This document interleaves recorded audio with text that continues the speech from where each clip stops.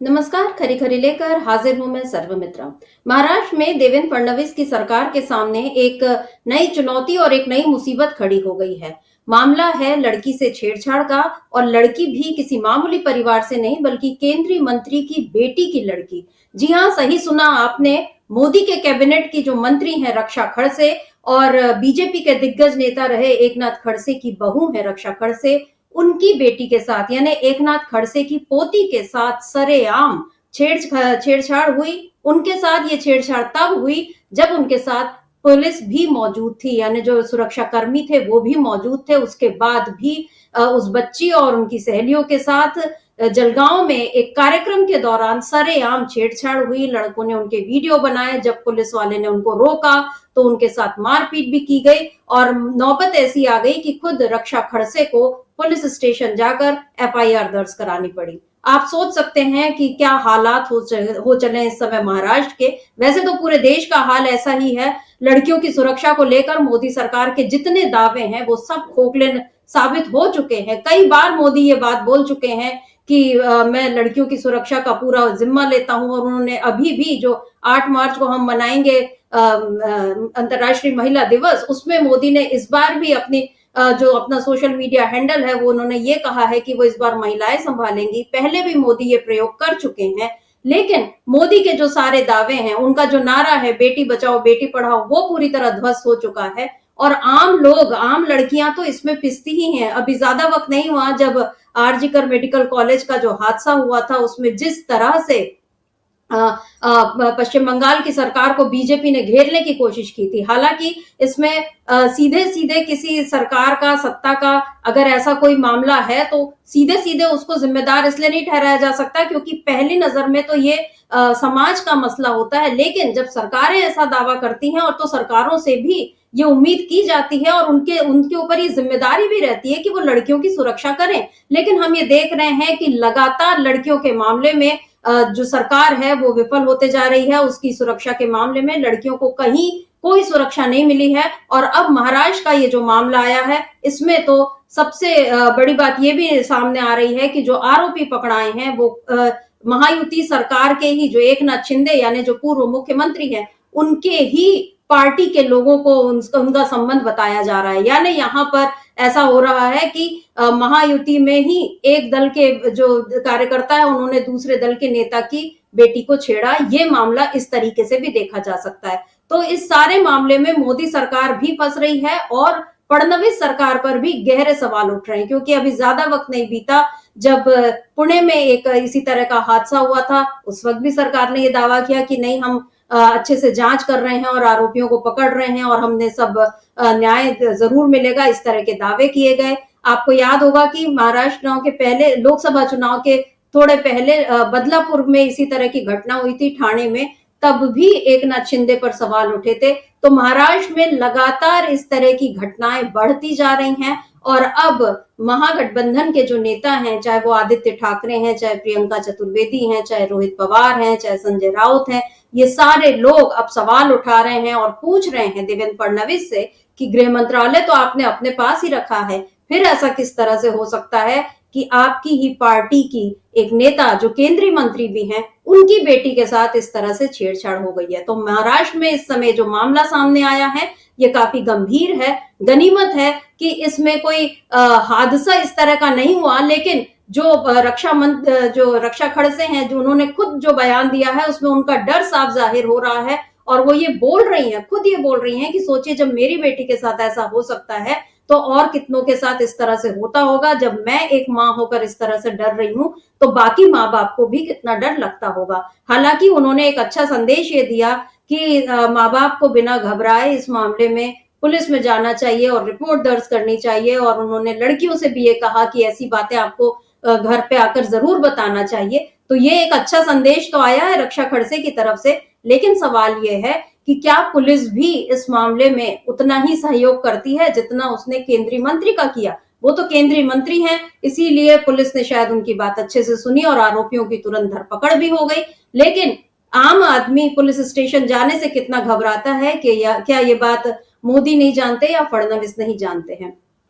तो किस तरह से ये सारा मामला अब राजनीतिक विवाद भी लेता जा रहा है और इसके साथ साथ मोदी सरकार और फडणवीस सरकार पर एक बड़ा दाग साबित होने जा रहा है कि उनकी अपनी सरकार में उनकी अपनी मंत्री की बच्ची जो है वो सुरक्षित नहीं है। तो फिर किस मुंह से मोदी ये दावा कर सकते हैं कि उनके रहते देश में महिला सम्मान को बढ़ावा मिलेगा। महिला आरक्षण विधेयक को शक्ति का नाम देकर, नारी शक्ति वंदन अधिनियम नाम देकर अपनी वाहवाही लूटना एक बात होती है, महिला दिवस के अवसर पर कुछ इस तरह के तामझाम करना दूसरी बात होती है, अच्छे अच्छे नारे गढ़ देना अच्छी बात होती है, महिलाओं के साथ उनके लिए कुछ और योजनाओं का ऐलान कर देना अच्छी बात होती है, और चुनाव के टाइम इन्हीं महिलाओं को कुछ रुपए देकर वोट हासिल करना भी, चलिए हम ये मान लिए कि राजनीतिक लिहाज से, चुनावी लिहाज से ये अच्छी बात होती है। लेकिन क्या ये अच्छी बात है कि इस देश में आम लड़कियां बिल्कुल भी सुरक्षित नहीं है, और अब आम क्या, खास लड़कियां भी सुरक्षित नहीं है,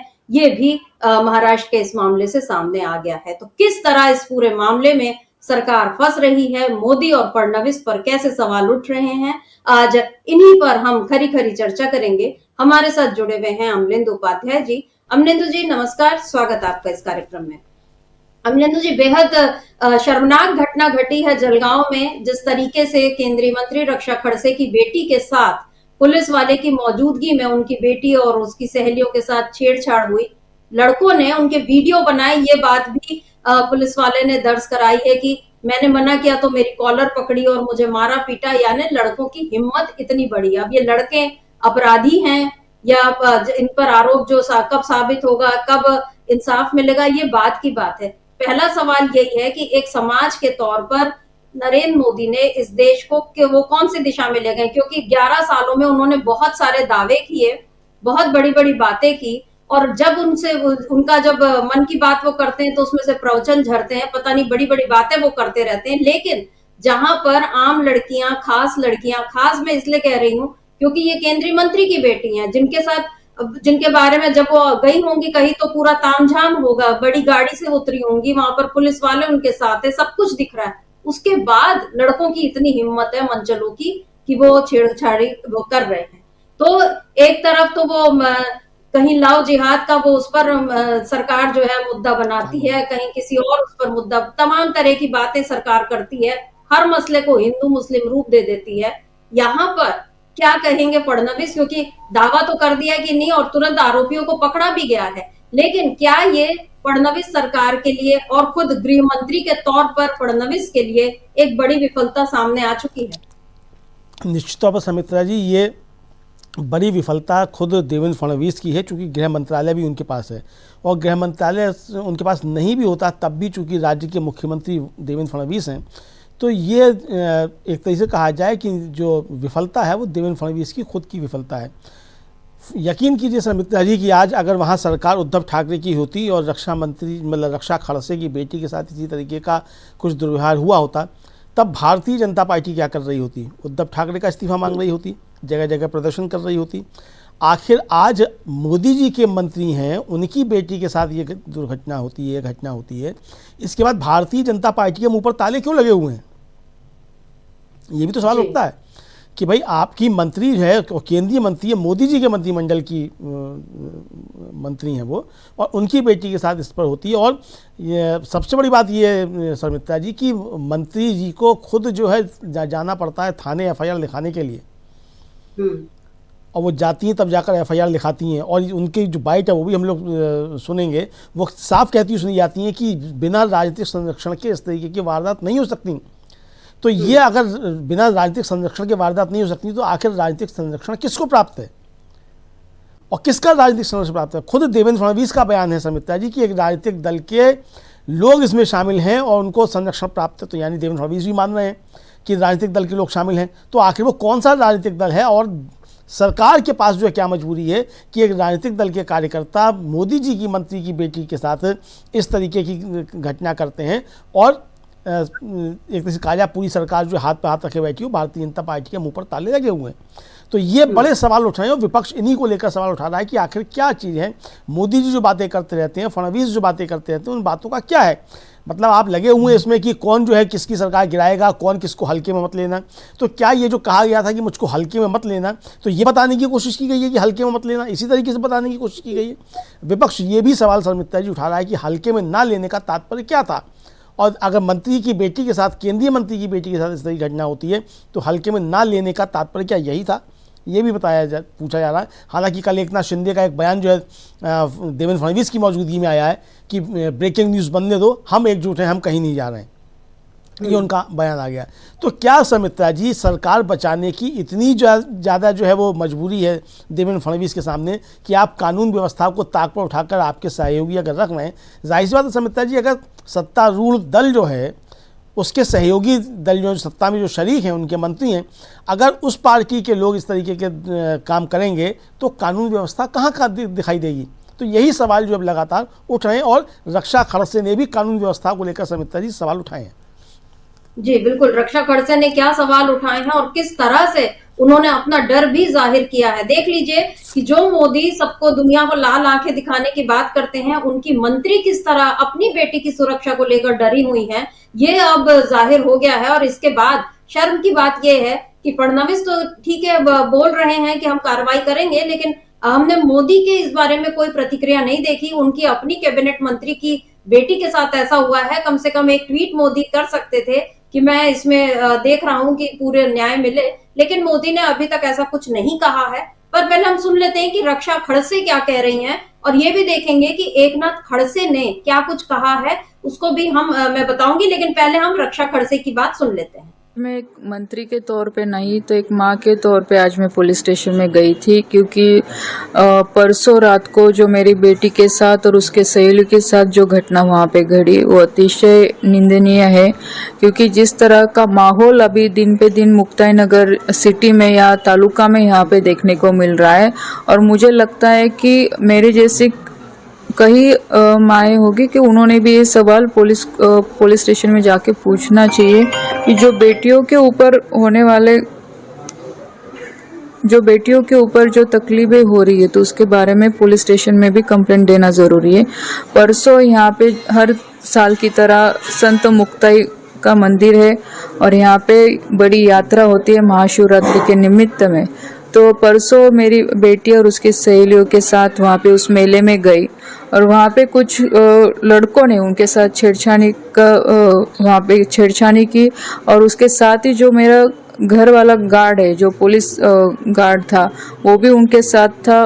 उन लोगों ने, उस लड़कों ने उनके साथ भी बदतमीजी की। और मुझे लगता है कि ये कहीं तो भी बहुत सीरियसली मामला है कि अगर पुलिस गार्ड रहने के बावजूद भी अगर ये लोगों की इतनी हिम्मत बढ़ती होगी और ये लड़कियों के वो वीडियो निकाल रहे, उनके पीछे पीछे उनको फॉलो कर रहे, तो इस तरह से गलत है। इसलिए मैं आज पुलिस स्टेशन में जाके उनके बारे में FRI मैंने करवाया।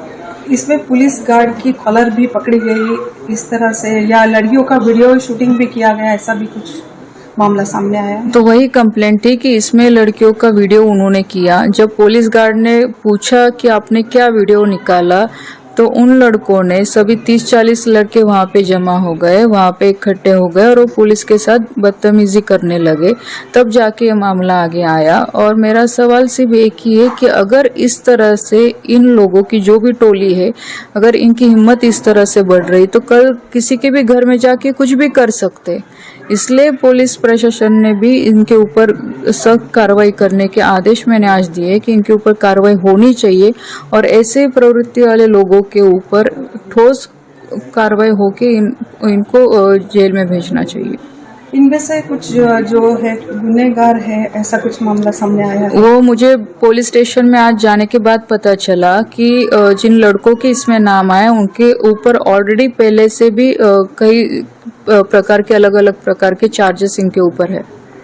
इसके पीछे किसी का हाथ है, उनको किसी का सपोर्ट मिल रहा है, राजकीय मुझे लगता है कि सपोर्ट डेफिनेटली किसी न किसी का होगा, लेकिन मैं उस चीज़ में ज़्यादा नहीं जाना चाहती क्योंकि मुझे इसमें पॉलिटिक्स नहीं लाना है। आज मेरे बेटी के साथ हुआ है, कल किसी के भी साथ हो सकता है, और आज सिर्फ मेरे बेटी का अकेली का सवाल नहीं है। ऐसी कई लड़कियां हैं कि जिनके साथ ये होते वक्त दिखता है, लेकिन उनके माँ बाप या वो खुद पुलिस स्टेशन तक नहीं जा पाते।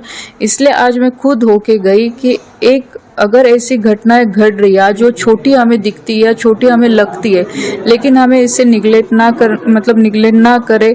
माँ बाप की भी जिम्मेदारी है, बेटी की भी जिम्मेदारी कि घर पे इससे बताए और तुरंत पुलिस स्टेशन में भी इसके बारे में खबर देनी चाहिए।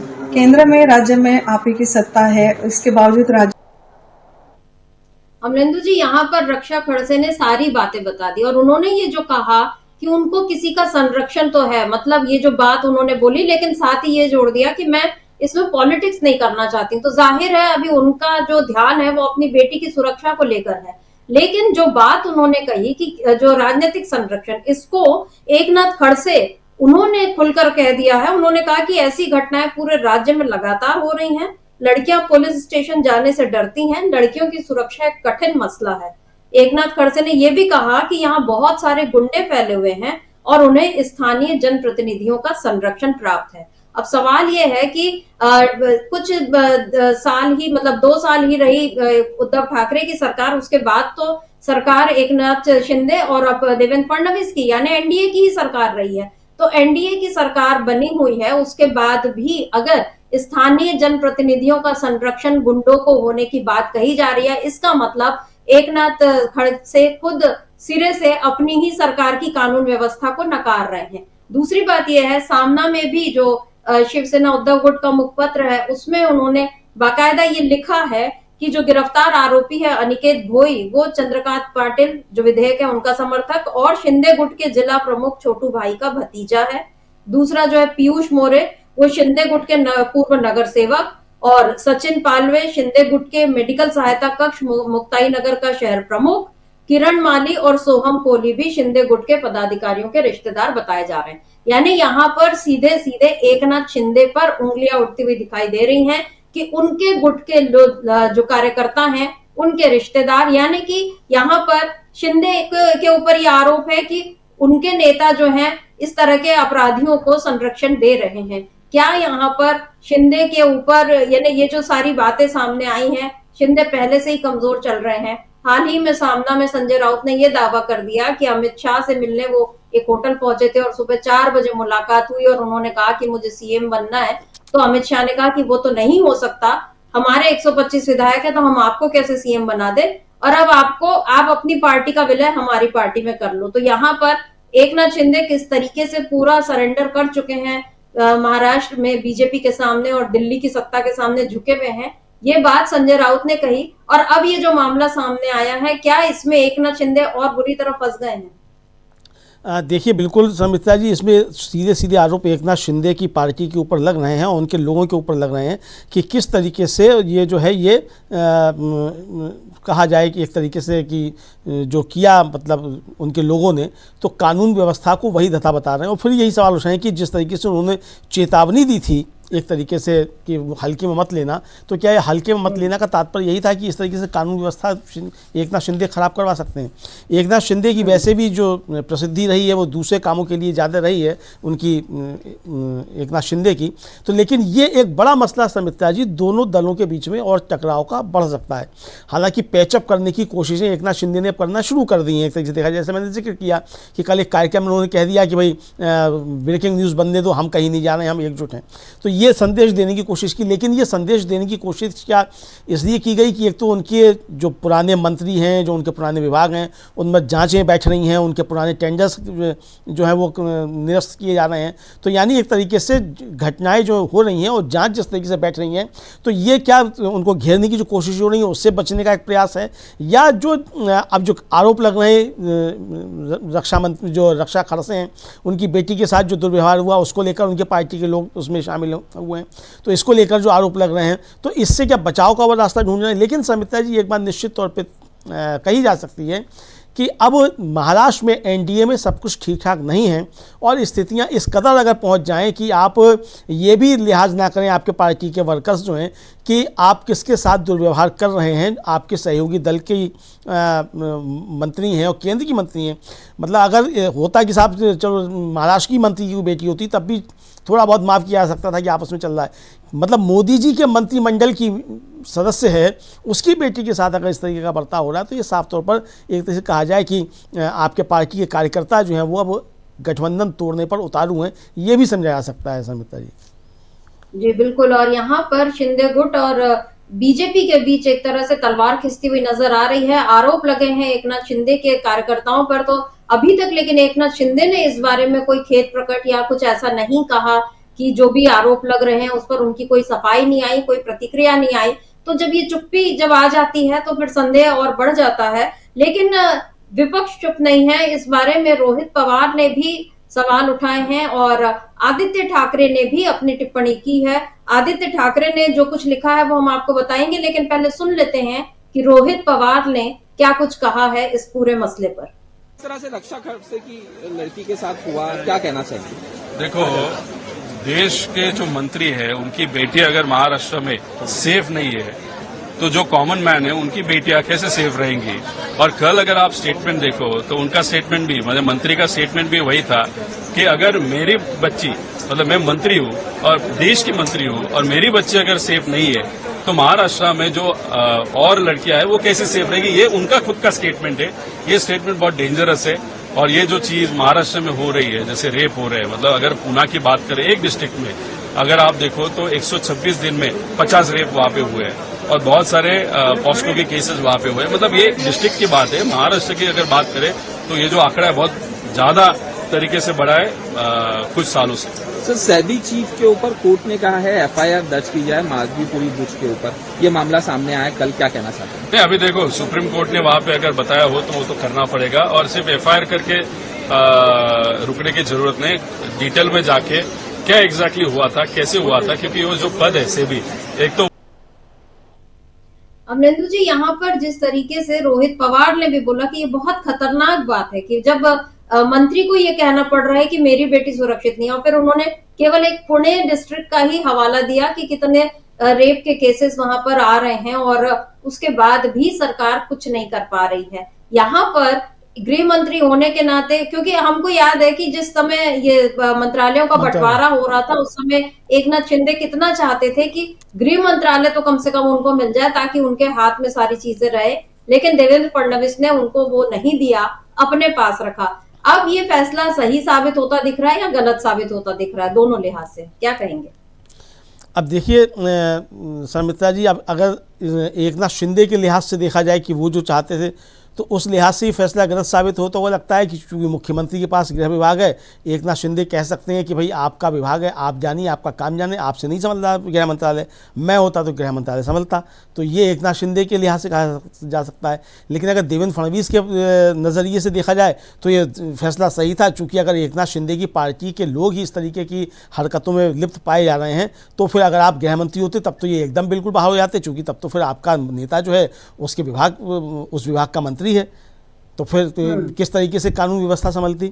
लेकिन समिता जी, गृह मंत्रालय चाहे किसी के पास होता, जैसे ही ये सरकार बनी, ट्रिपल इंजन की सरकार जो है, इसके बनते ही कानून व्यवस्था जो थी वो खराब होना शुरू हुई थी। चाहे वो परभणी की घटना हो, चाहे वो और घटनाएं हो, तमाम घटनाएं इस तरह की होने लगी। अभी जो एक पुणे का घटना आई है सामने, बस की किस तरीके से सरकारी बस का, तो ये जिस तरीके की घटनाएं लगातार हो रही हैं और रक्षा खड़से इस बात को स्वीकार कर रही है समिता जी कि ये घटनाएं बढ़ रही हैं, देश और प्रदेश में इस तरह की घटनाएं बढ़ रही हैं। यानी मोदी जी की मंत्री जो हैं वो खुद इस बात को स्वीकार कर रही हैं कि मोदी जी का बेटी बचाओ बेटी पढ़ाओ का नारा जो है वो फर्जी नारा साबित हुआ है और बच्चियों के ऊपर अत्याचार बढ़ रहे हैं इस सरकार में। समिता जी, ये मोदी जी की मंत्री जो है वो, मतलब उनका जो कहने का भाव है वो ये समझा जा सकता है कि वो ये बात कह रही हैं, क्योंकि साफ तौर पर कह रही हैं कि इस तरह की घटनाएँ बढ़ रही हैं और परिवार के लोगों को भी जाकर खुद इस पर एक्शन लेना चाहिए, मतलब पुलिस के पास जाना चाहिए।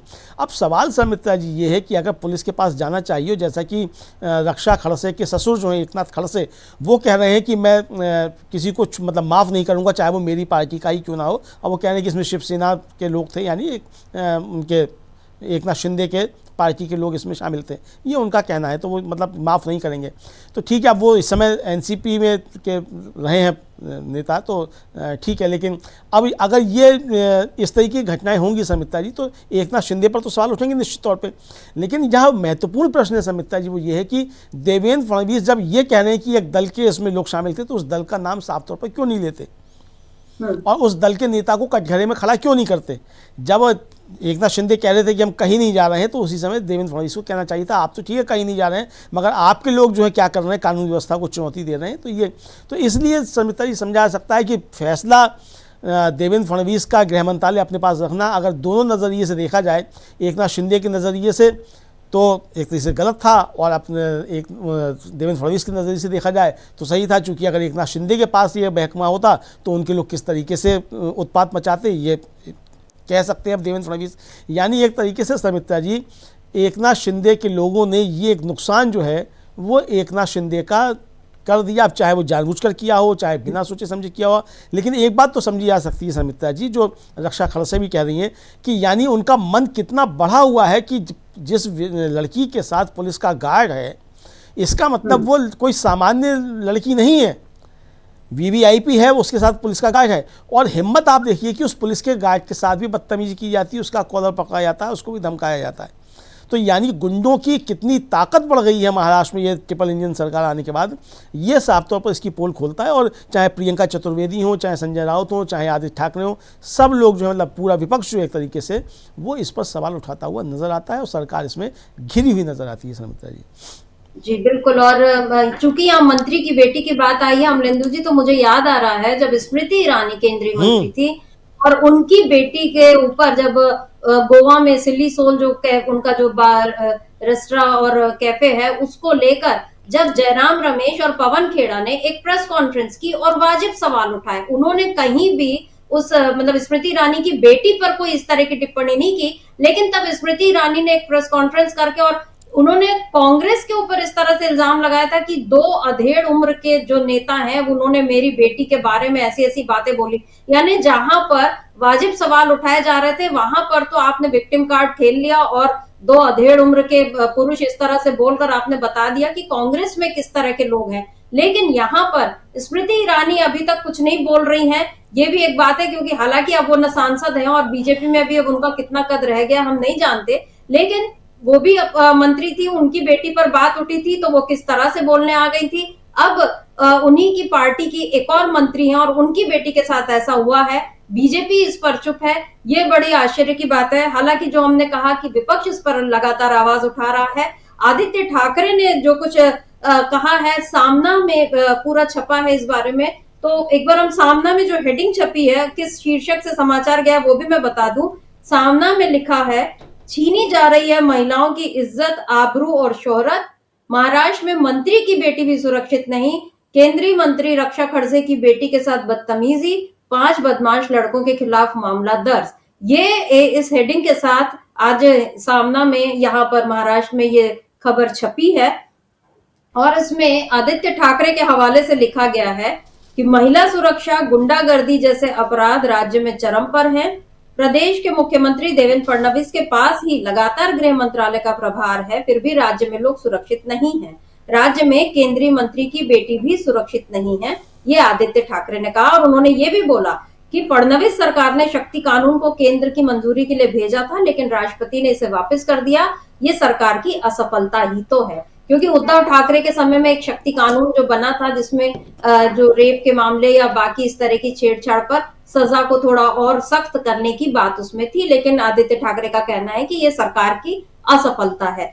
क्या कहेंगे अमलेंदु जी, जिस तरीके से विपक्ष इस समय पूरा हमलावर है, महाराष्ट्र में तो चुनाव नहीं है, बिहार में बस अभी चुनाव है, लेकिन क्या ये मोदी सरकार की एक बड़ी विफलता के तौर पर अब ये बात सामने आएगी? क्योंकि अब जहां भी मोदी चुनाव के लिए प्रचार करने पहुंचेंगे और अगर वो लड़कियों की सुरक्षा को लेकर बात करेंगे तो फिर उन्हें यह बात जरूर याद दिलाई जा सकती है कि आपकी मंत्री की बेटी भी सुरक्षित नहीं है। आपको याद होगा अभी महाकुंभ में भी जो तस्वीरें आई उसमें भी बहुत सारे सवाल उठे, कांग्रेस नहीं उठाए थे कि जो महिलाएं जो अगर वो डुबकी लगा रही हैं तो वहां जो शोधे मच चले लोग उनके वीडियो और फोटो बनाकर वहां भी महिलाओं को असुरक्षित कर रहे हैं, तो ये योगी सरकार पर भी सवाल उठे थे। उत्तर प्रदेश में हम देख रहे हैं, राजस्थान में देख रहे हैं, मध्य प्रदेश में देख रहे हैं, बीजेपी की सरकारों में जहां जहां बीजेपी का राज्य है वहां पर महिलाओं की स्थिति लगातार जो है कमजोर होती और असुरक्षित बताई जा रही है। क्या ये मोदी के लिए एक बड़ी चुनौती बन सकती है? तब जबकि आप लाडली बहन और लाड़की बहना और सब महिलाओं को पैसे दे देकर आप ये सोचते हो कि आप उनके वोट खरीद लोगे, यहाँ पर क्या कहेंगे? देखिए समिता जी, अब लाड़की बहना से वोट नहीं खरीदे जा सकते और लाड़की बहना से वोट खरीदे भी नहीं जा पाए हैं। जो भी कुछ खेल हुआ है वो तो चुनाव आयोग से मिलकर हुआ और ये चीज़ें अब सामने आ रही हैं। चुनाव आयोग ने खुद स्वीकार कर लिया है एक तरीके से विपक्ष के आरोपों को कि एक एपिक नंबर पे कई वोट थे। तो इसका मतलब वो बहाना लाड़की बहना का है, लेकिन लाड़की बहना ने नहीं, वो काम तो चुनाव आयोग के जरिए हुआ है। ये विपक्ष का जो आरोप है वो सच होता हुआ अब नजर आता है, चूंकि विपक्ष के आरोपों को स्वीकार कर लिया है। लेकिन जो बातें करते हैं प्रधानमंत्री नरेंद्र मोदी, और आपको याद होगा समिता जी कि उत्तर प्रदेश का जब विधानसभा का चुनाव था तो यहीं उत्तर प्रदेश में ही गृह मंत्री अमित शाह जो आए थे, उन्होंने कहा था कि लड़कियां रात में 12 बजे जो है यहाँ स्कूटी पे सोने की चैन डालकर घूमती हैं। तो अब ये जुमलेबाजी अब कहाँ होगी, अब ये देखना है। बिहार का चुनाव है तो बिहार में जुमलेबाजी ये होगी कि नहीं होगी, ये देखना होगा कि बिहार में ये जुमलेबाजी की जाती है कि नहीं की जाती है। हालांकि बिहार में भी अब चीज़ें जिस तरीके से बढ़ रही हैं समिता जी, वहाँ लगता नहीं है कि एनडीए एकजुट रह पाएगा। वहाँ भी एनडीए में तिफरका हो रहा है और एनडीए टूट सकता है, इस तरीके की चीज़ें वहाँ भी चल रही हैं। लेकिन निश्चित तौर पर समिता जी, जिस तरीके से भारतीय जनता पार्टी के तमाम माननीयों के ऊपर आरोप लगते रहते हैं यौन उत्पीड़न के, और पूरी भारतीय जनता पार्टी उन यौन पीड़ित मतलब जो यौन अपराधी हैं उनके समर्थन में खड़ी नज़र आती है, इससे साफ तौर पर समझा जा सकता है कि भारतीय जनता पार्टी की असली मानसिकता जो है यही है और यही इनका असली चाल चरित्र चल रहा है। वरना ऐसे लोगों के साथ खड़े होने की कोई आवश्यकता किसी भी तरीके की नहीं है।